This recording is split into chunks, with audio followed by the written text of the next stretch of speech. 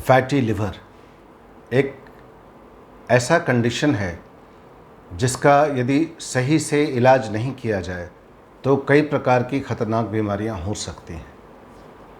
कई प्रकार के प्रश्न मन में उठते हैं, इसका इलाज क्यों किया जाना चाहिए, कैसे किया जाना चाहिए, और यदि इसका इलाज नहीं किया तो फिर क्या क्या परेशानियां हो सकती हैं। ये सारे सवाल आपके मन में उठते होंगे। इन सभी प्रश्नों के जवाब लेकर मैं आज आया हूँ। मैं doctor Nishindra Kinjal healing tunes channel के इस एपिसोड में आपका हार्दिक अभिनंदन करता हूँ। फैटी लिवर होता क्या है? जैसे कि कोई अल्ट्रासाउंड आपने कराया एब्डोमेन का या फिर लिवर के रिपोर्ट्स आए। आजकल एक प्रचलन सा हो गया है कि लोग होल बॉडी चेकअप के नाम पे ब्लड का जांच कराते हैं। कोई 50-60 या 100 जांच उसके अंदर में होते हैं, जिसमें कहीं पर SGPT बढ़ा हुआ है, SGOT बढ़ा हुआ आता है, या कई दफ़ा अल्कलाइन फॉस्फेटेज बढ़ा आता है, या नहीं तो लिपिड्स बढ़े होते हैं, कोलेस्ट्रॉल बढ़ा होता है। और साथ में यदि अल्ट्रासाउंड कराया और अल्ट्रासाउंड में लिखा है फैटी लिवर ग्रेड 1, ग्रेड 2 या ग्रेड 3, तो स्वाभाविक रूप से चिंता होने लगती है कि कौन सी बीमारी हो गई और इसमें करना क्या चाहिए।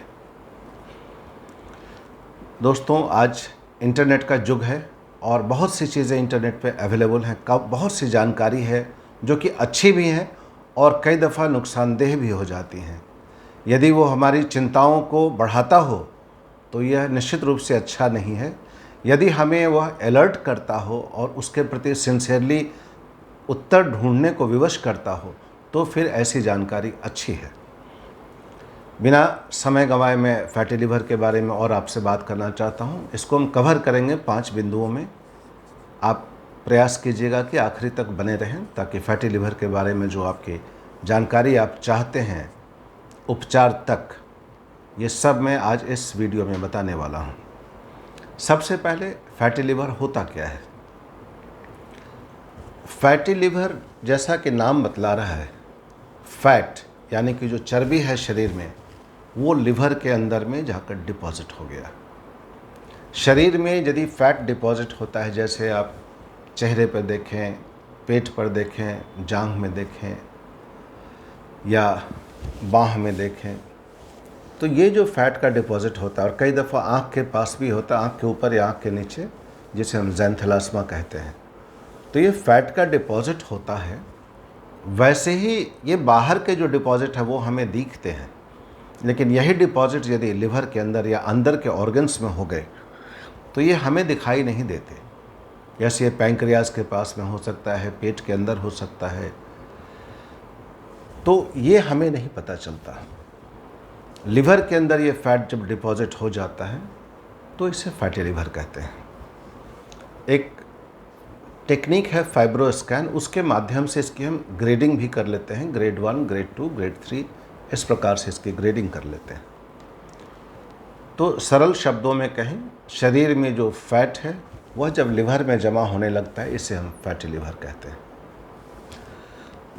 लिवर शरीर का सबसे बड़ा मेटाबॉलिक ऑर्गन है। मेटाबॉलिक ऑर्गन से मतलब है जहाँ एक फैक्ट्री जैसा काम हो रहा है। फैक्ट्री का मतलब हुआ जहाँ बहुत सी चीज़ें बन रही हैं, बहुत सी चीज़ें जो शरीर के लिए नुकसानदेह हैं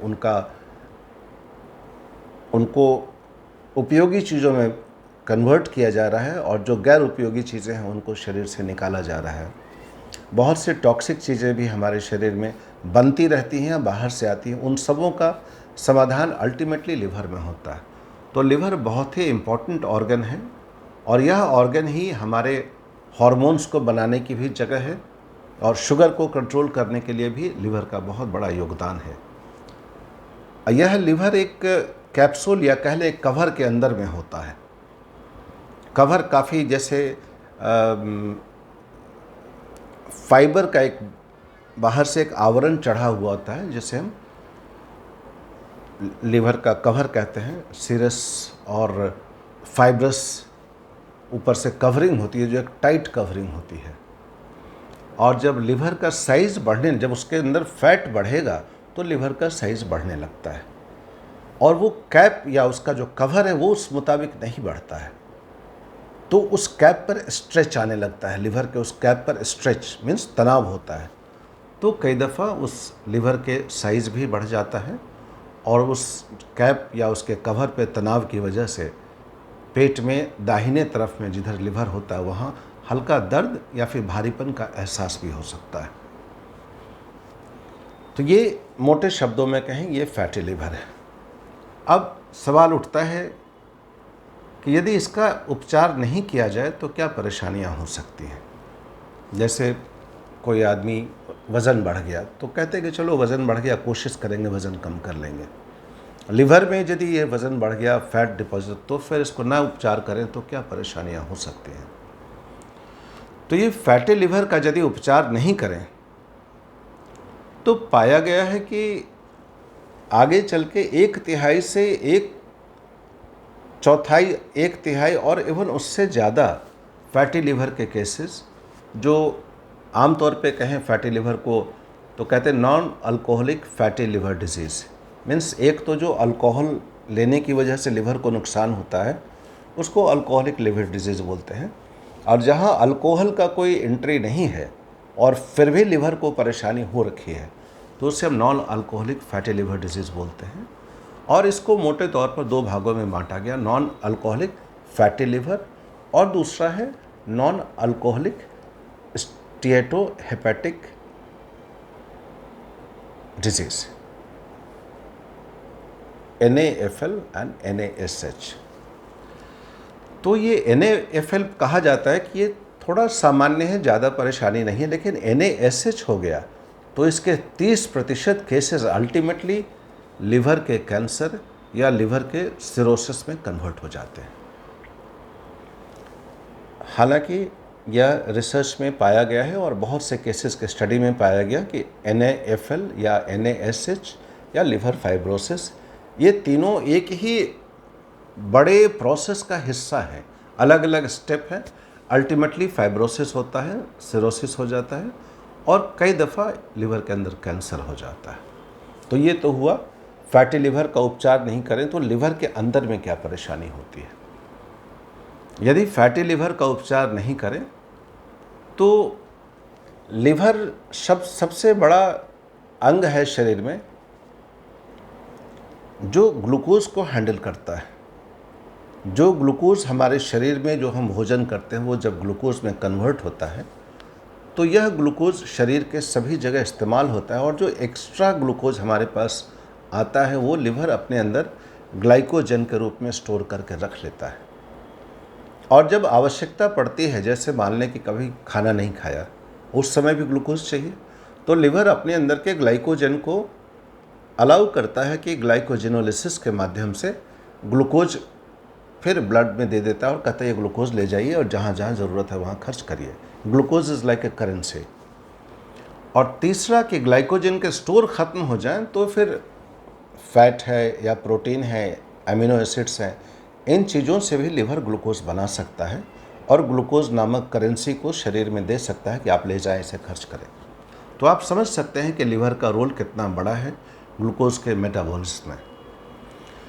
तो लिवर क्या करता है, जब लिवर पे ग्लूकोज का लोड ज़्यादा होता है या भोजन में फैट का लोड ज़्यादा होता है तो एक समय आता है लिवर चाहता है कि हम अब कितना ग्लूकोज को अपने अंदर स्टोर करें।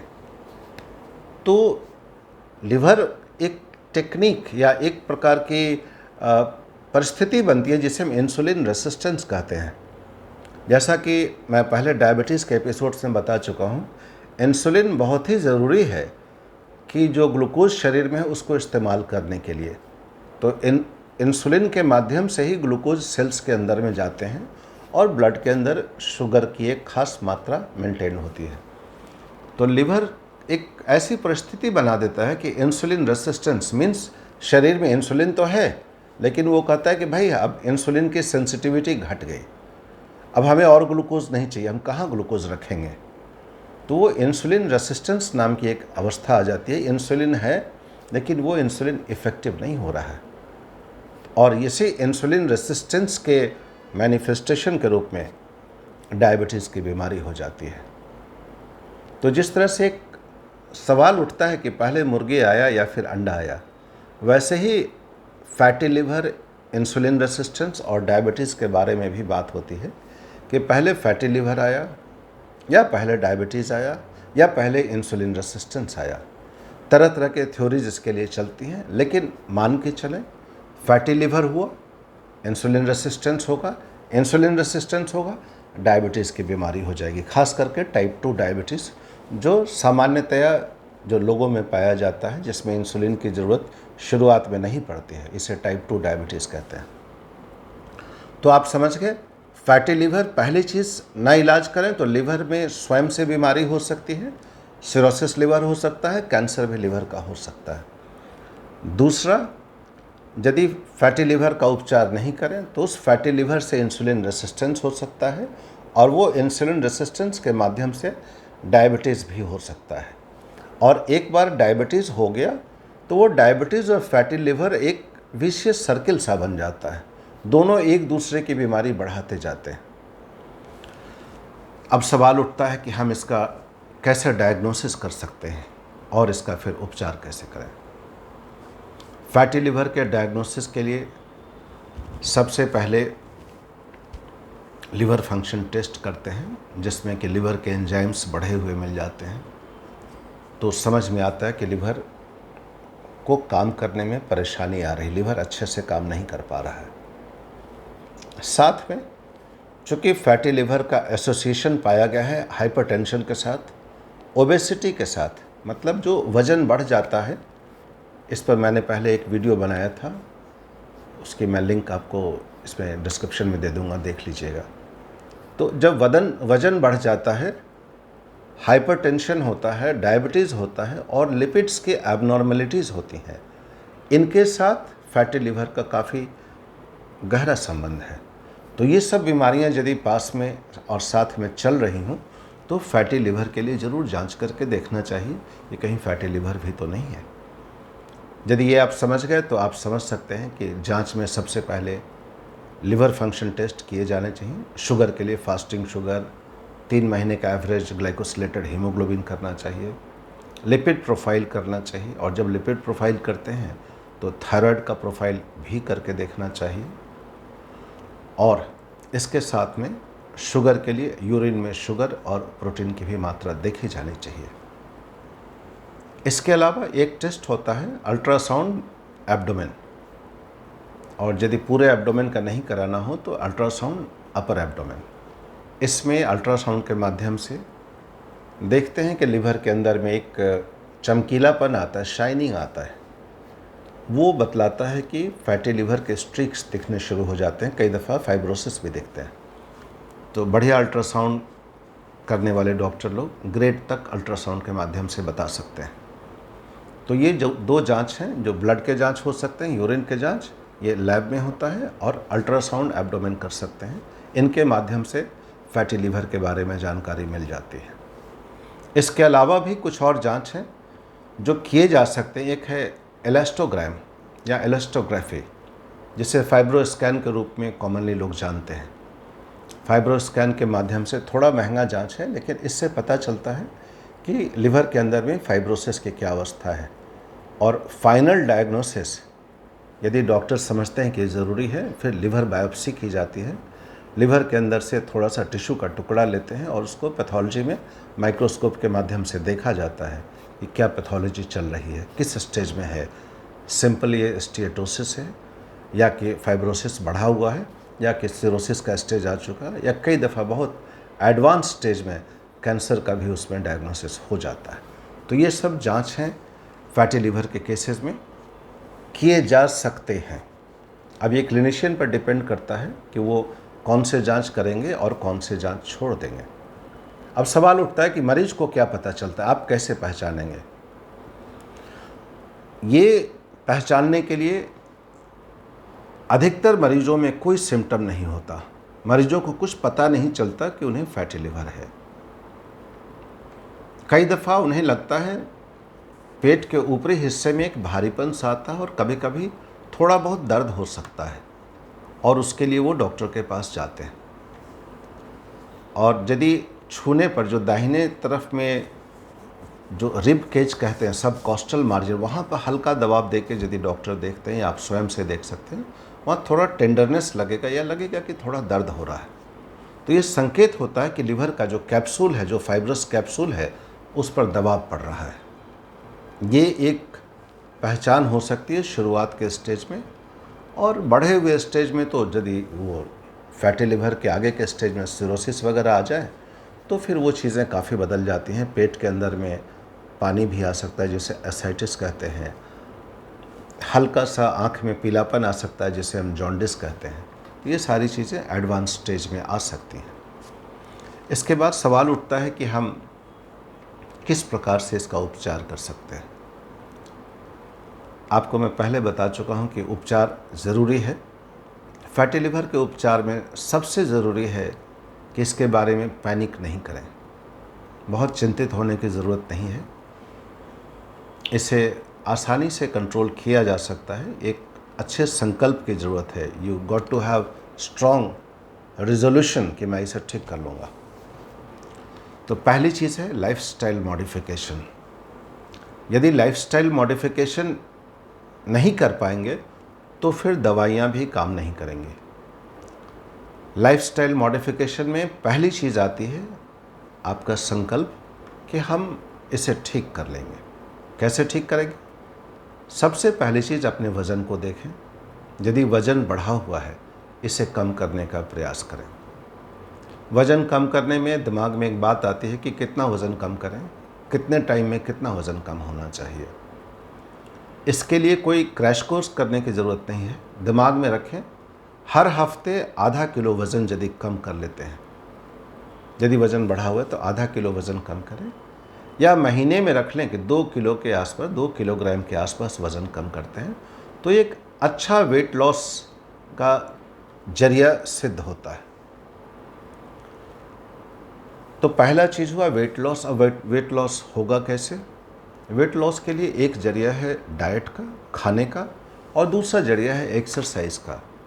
तीसरी चीज़ें बाकी चीज़ें हैं जैसे स्ट्रेस मैनेजमेंट, समय से सोना, समय से जागना, अनावश्यक तनाव नहीं लेना, ये सारी चीज़ें ज़रूरी हैं। तो डाइट में फैटी चीज़ें कम लेनी चाहिए, कार्बोहाइड्रेट थोड़ा कम लेना चाहिए। यदि शुगर नहीं है तो होल फ्रूट्स, सैलड्स ये लेने चाहिए, अधिक लेने चाहिए। भोजन, इसके बारे में अलग अलग ढंग की थ्योरीज़ हैं कि आप तेल बदल बदल के ले सकते हैं, या सबसे सिंपल चीज़, जिस इलाके में आप रहते हो वहाँ जौन सा भी तेल मिलता हो, जो भी तेल मिलता हो, कई इलाके में नारियल का तेल मिलता है, कहीं सरसों मिलता है, कहीं मूंगफली मिलता है, कहीं ऑलिव ऑयल मिलता है, जो भी तेल उस इलाके में मिलता हो उसका उपयोग करें, ज़रूरत से ज़्यादा नहीं हो। और एक चीज़ ज़रूर कही जाती है कि हर 1 महीने या 2 महीने में उस तेल को बदल लिया करें। जैसे मान लीजिए कि कुछ दिन लिया ऑलिव ऑयल लिया, तो 2 महीने बाद मूंगफली ऑयल ले लिया, उसके 2 महीने बाद सरसों का तेल में खाना बनाने की प्रक्रिया जारी रखी जा सकती है।